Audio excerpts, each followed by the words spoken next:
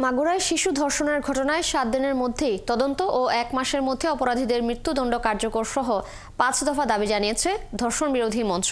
স্বরাষ্ট্র আইন ও নারী শিশু বিষয়ক উপদেষ্টাকে ব্যর্থতার দায় স্বীকার করে জবাবদিহির আওতায় আনারও দাবি জানান তারা। সেই সাথে মাগুরায় শিশু ধর্ষণের বিচার না হওয়া পর্যন্ত ক্লাস পরীক্ষা বর্জনের ডাক দিয়েছে ঢাকা বিশ্ববিদ্যালয়ের বেশ কয়েকটি বিভাগের শিক্ষার্থীরা।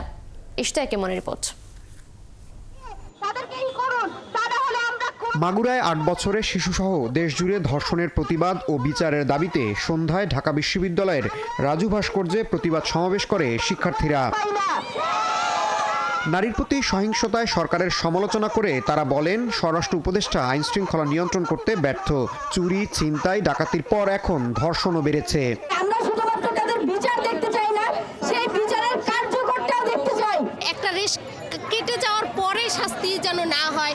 ধর্ষণ করে পুরুষ জাতি আমি খুব লজ্জিত যে আসলে পুরুষদের উচিত নারীদের সম্মান করা, কারণ এই নারীদের পেট থেকেই পুরুষরা জন্মগ্রহণ করে। দেশের বিভিন্ন এলাকায় ধর্ষণ ও নারীর প্রতি সহিংসতার প্রতিবাদে ঢাকা বিশ্ববিদ্যালয় এলাকায় মশাল মিছিল করে ধর্ষণ বিরোধী মঞ্চ। ঢাকা বিশ্ববিদ্যালয়ের বিভিন্ন বিভাগ আজকে তাদের ক্লাস পরীক্ষা বর্জন করে এই মঞ্চে এসে সংহতি জানাচ্ছে। শিশু আসিয়ার যৌনাঙ্গকে ক্ষতবিক্ষত করা হয়েছে, কারণ সে পেনিট্রেশন করার মতো ম্যাচিওর হয় নাই। সেই দেশে নাকি এটাকে ধর্ষণ বলা যায় না। এই দেশে সেই আইনের মুখে আমরা থুতু দিতে চাই। এরপর আবারও রাজু ভাস্কর্যে সমাবেশ করে মাগুরায় শিশু ধর্ষণের বিচার না হওয়া পর্যন্ত রাজপথে থাকার ঘোষণা দেন তারা। ধর্ষিত হওয়ার পর তাকে তার পোশাক নিয়ে নয়, তাকে তার চালচলন নিয়ে নয়, তাকে একজন মানুষ হিসেবে দেখুন। রাষ্ট্র আমাদের নারীদের কেন সেই নিরাপত্তা দিতে পারছে না? শিশু ধর্ষণের ঘটনায় 7 দিনের মধ্যে তদন্ত ও অপরাধীদের 1 মাসের মধ্যে মৃত্যুদণ্ড কার্যকর সহ 5 দফা দাবি জানায় তারা।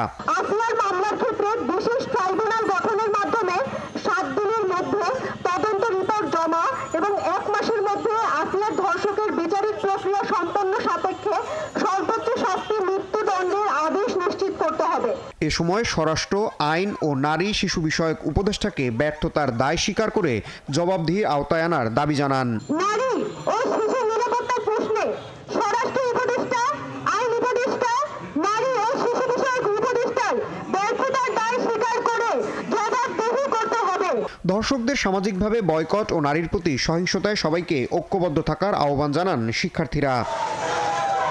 ইশতিয়াক ইমন, ৭১, ঢাকা।